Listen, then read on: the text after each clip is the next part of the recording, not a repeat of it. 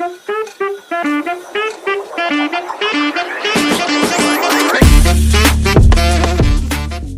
hai, halo semua, selamat datang di channel Paham Tekno dan selamat datang di segmen Paham Tutorial. Di video kali ini kita akan menggandakan Poco X3 Pro sang rajanya matot. Jadi awalnya saya punya Poco X3 Pro yang warnanya silver ini. Kendalanya ini HP nggak mau nyala tapi masih respon jika dicas. Nah, spekulasi awal saya yang rusak adalah LCD-nya. Jadi langsung saya belikan LCD baru yang warna biru ini. Tetapi setelah dipasang ternyata tetap nggak nyala. Alhasil sekarang saya punya dua bangkai Poco X3 Pro, yang satu komplit dengan organ-organnya seperti baterai, kamera, mesin, dan sebagainya.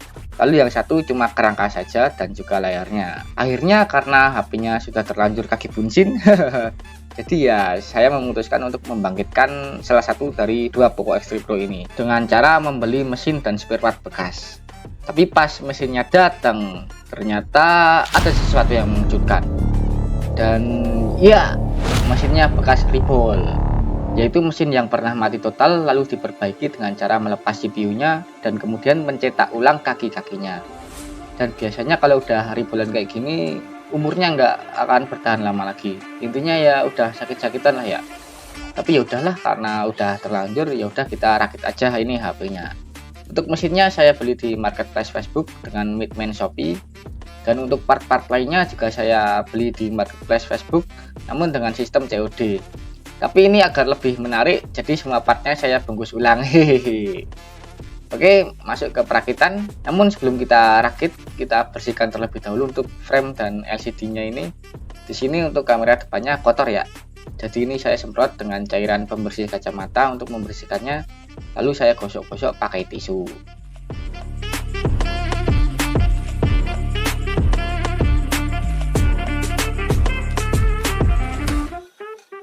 Untuk part yang akan saya rakit pertama adalah PCB bawah. Jadi saya siapkan terlebih dahulu untuk partnya. Di sini ternyata ada jaring pelindung speaker ya. Mungkin tertinggal dari speaker yang sebelumnya. Jadi langsung saja kita copot. Kemudian jika sudah, kita pasang untuk PCB bawah atau subboard bawah. Sebelumnya kita bersihkan terlebih dahulu agar tidak mengganggu. Ini saya bersihkan dengan menggunakan pinset. Lalu kita pasangkan saja subboardnya ke bagian dudukannya ini. Langkah berikutnya kita pasang fleksibel penghubung motherboard bawah dan motherboard atas. Untuk yang bertuliskan sub itu yang di atas dan MB itu untuk yang di atas. Sub itu artinya subboard mungkin ya, dan MB itu mungkin mainboard. Kita pasangkan sampai bunyi ceklek gitu ya. Nah, ini jaring pelindung speakernya yang tadi yang menempel di frame itu ada di sini ya, di bagian speaker bawahnya sudah ada. Jadi kita tidak memerlukan ini jaring speaker yang ada di frame tadi, dia dibuang aja lah. Kemudian kita pasang untuk speaker dan juga penutup motherboard bawah. Oh iya, saya lupa, ini antenanya belum dipasang. Kita pasangkan terlebih dahulu untuk antenanya. Kita pasang sampai bunyi ceklek gitu ya. Nah, ini untuk memasukkan ke framenya saya pakai bantuan pinset biar lebih mudah. Langkah berikutnya kita pasang speaker dan juga penutup PCB bawahnya. Lalu kita siapkan untuk bautnya. Baut-bautnya saya taruh di sini ya, di tempat penyimpanan obeng. Karena ya seperti yang saya katakan tadi, untuk beberapa partnya saya beli COD di marketplace Facebook. Dan itu tadi saya packing sendiri agar lebih menarik ya videonya ya. Dan untuk bautnya tidak ikut saya packing karena menurut saya cukup ribet. Jadi saya taruh saja di tempat penyimpanan obeng saja. Di sini saya bingung untuk mencari mata obeng yang cocok ya. Karena ya obeng plusnya cukup banyak di sini, ya sangat-sangat lengkap. Untuk cara memasang bautnya kita pasang secara menyilang ya, supaya tekanannya merata. Untuk penutup PCB bawah tidak saya baut semua dulu ya, karena ya takutnya bautnya kurang. Jadi ya kita pasang yang penting nempel dulu. Langkah berikutnya di sini saya akan memasang kamera depannya ya. Nah, ini saya ambil kamera depannya, lalu saya pasang ke bagian framenya. Kemudian kita menuju ke mesin, kita ambil mesinnya, kita buka dari pembungkus plastiknya. Nah, ini dia mesinnya. Dan ya, ini bekas ribolan, aduh cukup mengecewakan ya. Untuk thermal paste-nya saya bersihkan aja pakai tisu dan akan saya ganti dengan thermal paste yang baru. Nah, ini dia thermal paste-nya. Di sini saya menggunakan merek Deepcool ya. Nah, ini kurang lebih sebesar biji jagung ya. Kemudian kita pasangkan saja mesinnya ke bagian framenya. Ini kita angkat bagian konektor fleksibel kamera depannya agar tidak menghalangi pemasangan mesinnya. Nah, ternyata untuk konektor kameranya itu ada di atas ya, jadi kita ambil terlebih dahulu. Nah, jika sudah, kita pas-paskan seperti ini. Nah, ini untuk plastik di framenya ini agak menggulung ya, agak mengganggu. Sebenarnya ini untuk meredam panas ya sepertinya ya, tapi karena mengganggu jadi ya saya angkat sedikit. Nah, ini sebisa mungkin jangan dicopot ya teman-teman, karena ini sepertinya berfungsi untuk meredam panas. Dan ya karena ini frame kameranya baret-baret seperti ini, akan saya kanibalkan dengan kamera yang ada di Poco X3 Pro berwarna silver ini. Kita bongkar saja. Ini praktek transplantasi kamera ya.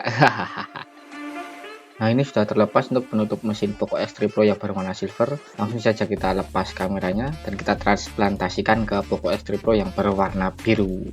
Nah, ini kalau dilihat-lihat kedua baterainya ini cukup berbeda ya.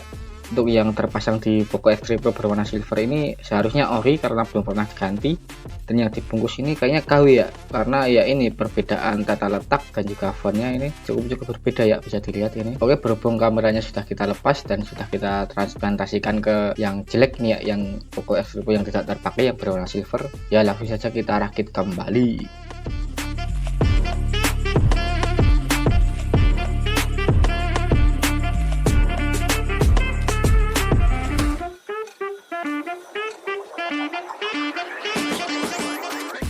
Kembali ke Poco X3 Pro yang berwarna biru, kita transplantasikan untuk kamera yang sudah kita lepas dari Poco X3 Pro yang berwarna silver. Tinggal kita pasang saja sesuai dengan konektornya. Tinggal kita pasang untuk fleksibel kameranya sampai bunyi ceklek, dan untuk memastikannya agar lebih kencang kita dorong-dorong pakai pinset. Untuk fleksibel LCD nya langsung saja kita pasangkan ke motherboardnya, kita dorong pakai tangan. Lanjut ke baterai, kita ambil aja dari plastik pembungkusnya dan langsung kita pasangkan ke framenya. Ini seharusnya untuk baterai itu terakhir ya teman-teman. Ini kesalahan dari saya, murni kesalahan dari saya, karena dikhawatirkannya kalau baterai dipasang di awal nanti waktu memasang fleksibel lainnya terjadi korsleting. Udahlah, ini udah terlanjur. Kemudian ini kita pasang untuk fleksibel fingerprintnya, kita pasang sampai bunyi ceklek gitu ya. Lanjut ini kita pasang untuk antenanya ya. Nah, ini antenanya cuma satu karena Poco X3 Pro itu belum 5G ya, masih 4G, jadi ya antenanya cuma satu. Nah, ini kita pasang secara perlahan, kita pakai bantuan pinset agar lebih presisi.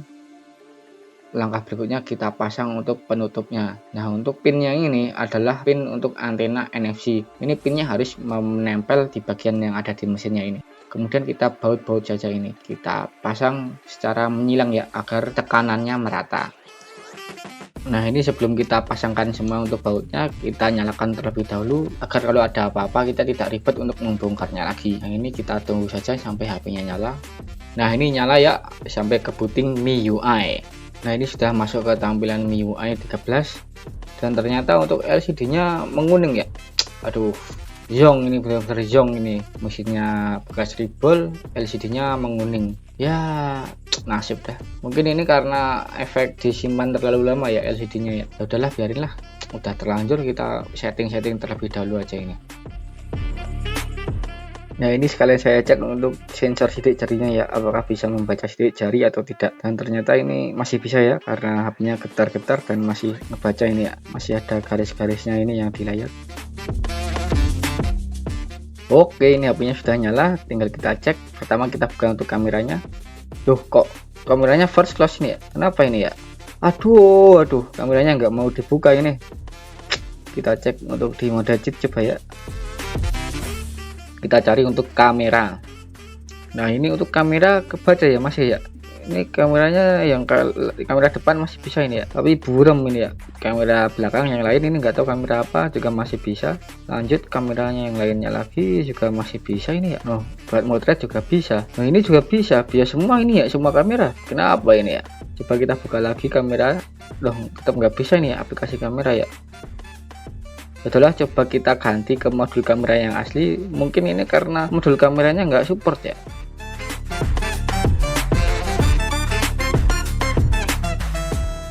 Nah, ini untuk kameranya sudah terlepas semua ya. Langsung saja kita tukarkan lagi untuk kameranya. Mulai dari kamera utama, kamera ultrawide, kamera makro, dan juga kamera depth sensor. Pokoknya semua kamera belakangnya kita tukarkan lagi.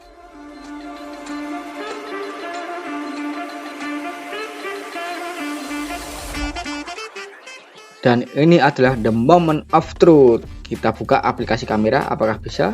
Dan iya, alhamdulillah kameranya sudah bisa. Kok bisa ya ganti modul kamera, kok bikin kamera nggak nyala? Entahlah, saya juga bingung. Ya, yang penting sekarang udah bisa. Karena ini yang baret adalah frame pelindung kameranya. Coba kita tukarkan untuk modul kameranya, kita lepas framenya. Ternyata susah ya. Ya udahlah, biarin gini aja. Oke, kita lanjut cek untuk kamera belakangnya. Ini kita cek untuk rekam video ya, sekalian ngecek untuk mikrofon dan juga speakernya. Cek suara, cek suara.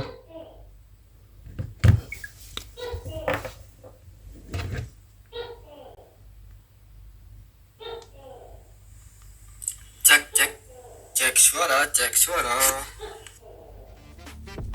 Oke, untuk perekaman video aman ya, berarti menandakan untuk speaker, mikrofon, dan juga kameranya sudah aman. Lanjut kita cek untuk pengecasannya ya. Berhubung ini baterainya juga lowbat, kita colokkan ke charger langsung. Oke, ngecas ya, masih bisa ngecas. Ya cukup disayangkan, ini LCD-nya bercak-bercak kayak gini ya. Ini benar-benar apes banget ini. Saya dapat HP sampah ini. Kita cek aja untuk Bluetooth-nya. Nah, untuk Bluetooth bisa ya mendeteksi ini. Kemudian untuk vibration aman ya, ini ya, HP-nya getar-getar, nih masih getar-getar.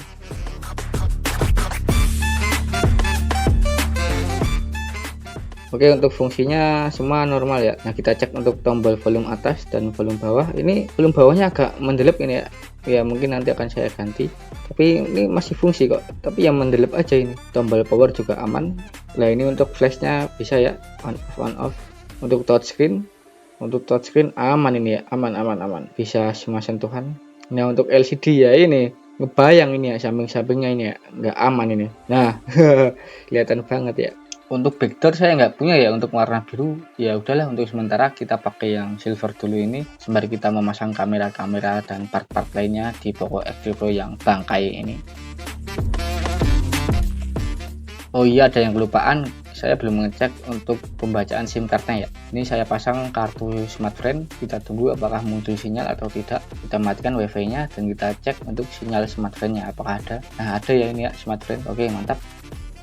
Untuk pembacaan kartunya aman ya, bisa untuk internetan dan bisa untuk melakukan speed test.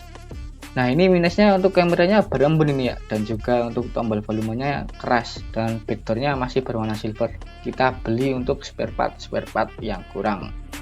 Oke, ini sudah ganti hari dan sudah saya belikan untuk backdoornya. Ini saya belikan online ya, bekas copotan yang layak pakai lah intinya. Tapi ini ya kayaknya ada retak-retak nih ya di bagian kameranya. Ya udahlah, biarin lah. Yang penting warnanya sama nih, biru ketemu biru, mantap lah daripada tadi biru silver. Oke, lanjut kita perbaiki untuk yang masalah-masalah yang tadi, yaitu volume dan juga kamera depan yang ngembun. Nah, ini kita lepas untuk karet pelindung bagian fleksibel tombol power dan tombol volumenya ya. Nah, ini kita lepas seperti ini. Kemudian kita angkat untuk mesinnya, karena ya untuk mengganti fleksibel volume dan juga tombol power kita perlu mengangkat mesin, karena itu disebabkan untuk pin yang mengkonekkan untuk fleksibel volumenya itu ada di bawah mesin. Nah, ini dia untuk pin yang menempelkan fleksibel volumenya. Kita congkel-congkel pakai pinset karena ini menempel di bagian kerangkanya ya, atau di framenya. Kita congkel perlahan-lahan. Nah, jika sudah terlepas, lanjut kita lepas untuk fleksibel volumenya ya, yang ada tombolnya ini, yang ada di samping-samping ini, tinggal kita congkel-congkel aja. Kayaknya ini dilem ya dulu ya, karena ini cukup sulit, jadi ya kita panasi dengan menggunakan korek. Kalau kalian punya heat gun atau blower silahkan pakai itu, atau hair dryer juga bisa. Tapi berhubung saya nggak ada dan cuma punya korek, ya udah saya panasi pakai korek. Yang penting bisa.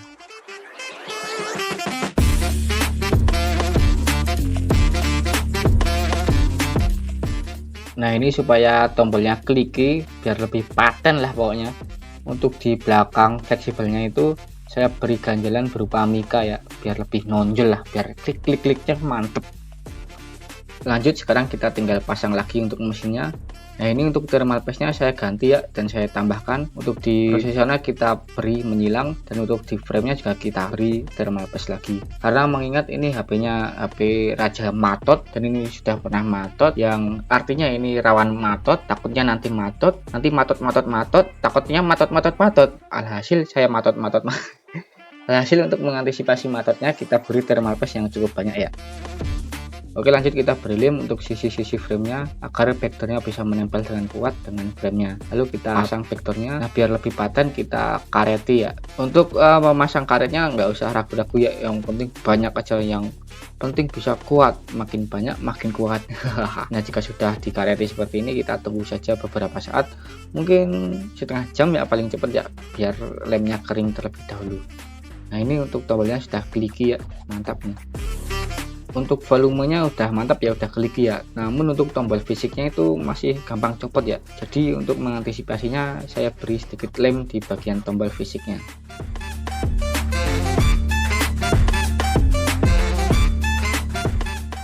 Ini udah hilang nih embunnya yang ada di kamera. Jadi ya buat pelajaran aja buat kita semua. Kalau mau beli mesin bekas harus ekstra hati-hati. Kalau bisa cek dulu histori mesinnya. Kalau udah pernah diribol, lebih baik cari yang lain. Karena biasanya kalau udah diribol nggak bakalan awet ya. Sebenarnya ini HP pengen saya modif kayak ditempel internal cooler, ditambah baterai atau sebagainya. Namun karena kondisinya kayak gini ya udah langsung saya jual aja, dan sudah terjual dengan harga 775.000. Ya dibilang rugi, rugi nggak ya? Ya yang penting ikhlas lah. Ayo,